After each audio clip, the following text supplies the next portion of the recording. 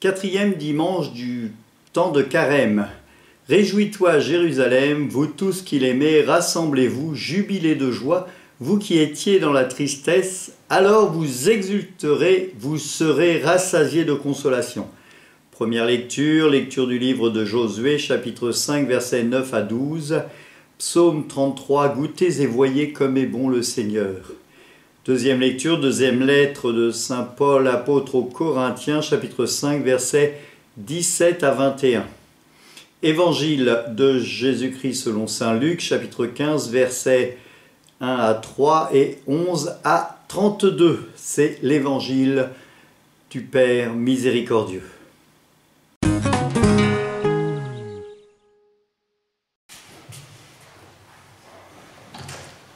Qu'est-ce que nous disent ces lectures du quatrième dimanche du temps de Carême? La première lecture, c'est la sortie et la liberté. On traverse le Jourdain avec Josué et on entre dans le pays du lait et du miel. Et du coup, on n'est plus attaché à la manne, mais on va pouvoir manger de ce que l'on cultivera. Il y a donc un changement et une conversion. Vous avez bien entendu, une conversion comme il y a dans la deuxième lecture. Une conversion de cœur. Convertissez-vous et croyez à la parole. Convertissez-vous et changez votre cœur. Par le Christ, il y avait le péché. Par Adam, il y avait le péché qui est entré dans le monde. Mais par le Christ, nous sommes réconciliés et nous entrons dans cette nouvelle ère, une ère de réconciliation.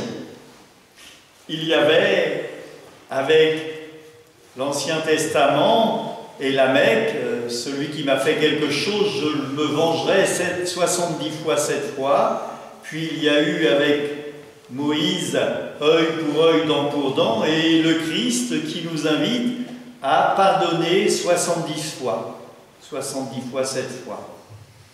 Et cette profusion, c'est une profusion d'amour que nous recevons par l'Esprit Saint, grâce à l'Esprit Saint, grâce à l'Esprit de Dieu.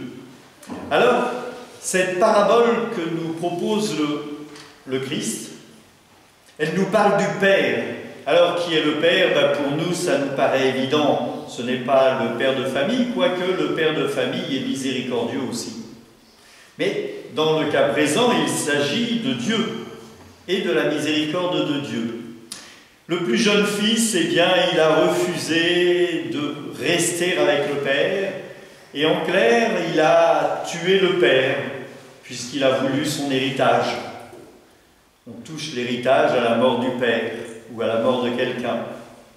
Et donc, comme il voulait l'héritage, eh bien, il a demandé ce qui lui redevenait.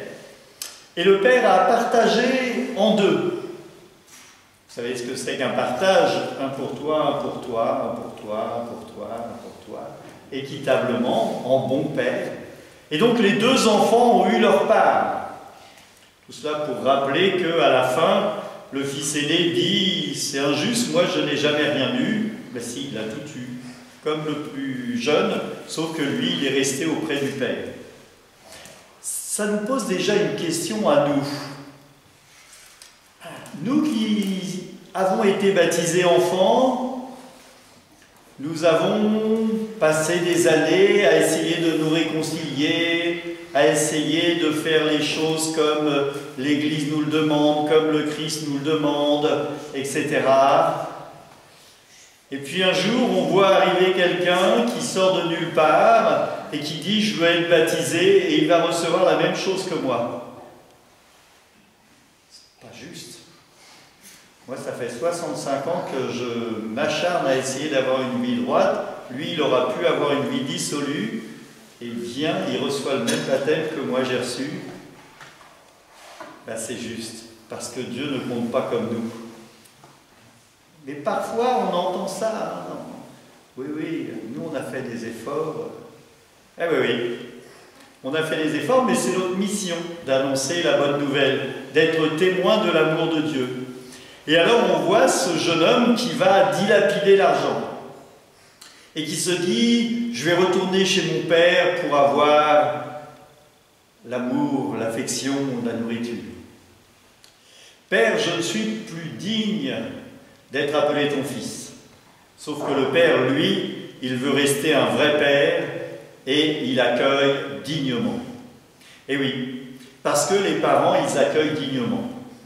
Même si des fois ils sont consternés de l'attitude de leurs enfants, quand il leur arrive quelque chose, eh bien la première chose qu'ils pensent dans le fond de leur cœur, eh bien c'est pourvu qu'il n'ait rien, pourvu qu'il soit en bonne santé. Et là le père, il se réjouit. Il court même au-devant et il l'accueille, il lui rend son statut de fils. Il va le réconcilier avec lui-même. Et dans ce temps de carême, nous sommes nous aussi invités à nous réconcilier avec nous-mêmes, avec Dieu, mais avec nous-mêmes.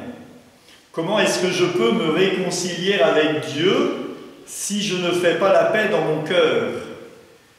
Comment je peux me réconcilier dans ma famille si je ne fais pas la paix dans ma famille? Comment je peux réconcilier ma famille avec l'Église si je ne fais pas la paix dans le monde autour de moi? Et donc c'est cette réconciliation que le Fils va recevoir du Père. Et le Fils aîné, lui, ne va pas comprendre. Il ne va pas comprendre et en plus, il va en rajouter. Parce qu'il est écrit nulle part que le plus jeune a été voir les prostituées. Et prostituée dans la Bible, c'est aller voir d'autres dieux. Il est dit qu'il a vécu une vie dissolue, mais pas qu'il se soit tourné vers d'autres dieux. Et là, c'est autre chose. Quand on parle des prostituées dans la Bible, ça veut dire qu'on a été voir d'autres dieux. Et là, il n'est dit nulle part que le plus jeune s'est détourné de Dieu. Il a juste pris de l'écart avec Dieu, mais pas pour aller voir un autre Dieu. Et le grand-fils, eh bien, le Père va le voir aussi, parce qu'il veut qu'ils soient réunis, parce qu'il veut que tous nous soyons ensemble. Des conflits de famille, il y en a. C'est triste, c'est désolant, c'est catastrophique. En plus, avec les années, on se rappelle parfois même plus pourquoi il y a le conflit dans la famille. Néanmoins, eh bien, il faut prier pour la réconciliation. Les conflits dans l'Église, il y en a. Mais pareil, il faut prier pour la réconciliation. L'unité de l'Église, elle existe à peine. C'est pareil, il faut prier pour la réconciliation. Je crois fort en la force de la prière et j'espère que vous aussi, vous croyez fort en la force de la prière parce que ça porte du fruit. Et le Père, lui, il attendait impatiemment son Fils pour qu'il revienne, pour qu'il le voie d'aussi loin, c'est donc qu'il regardait vers cette direction où il allait revenir. Nous sommes nous aussi impatients de voir revenir tous ceux qui se sont éloignés de l'Église, tous ceux qui, pour une raison ou une autre, eh bien, ont oublié de venir à la messe ce soir, pour qu'ils puissent reprendre leur place et que la communauté soit entière. Alors peut-être parmi vous, il y a des maris, des enfants, des parents, des amis qui ont oublié ou qui se sont éloignés. Eh bien, je vous inviterai, pendant la prière universelle, eh bien, à prier pour eux, pour qu'ils puissent revenir, que le Père les accueille comme s'ils n'étaient jamais partis, parce que Dieu est miséricordieux et il nous aime tous. Amen.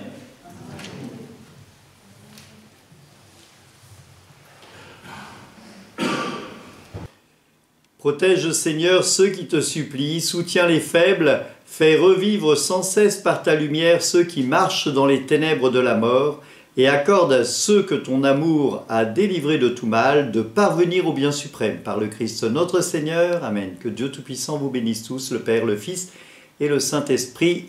Allez, dans la paix du Christ, nous rendons grâce à Dieu. Bon temps de carême à tous.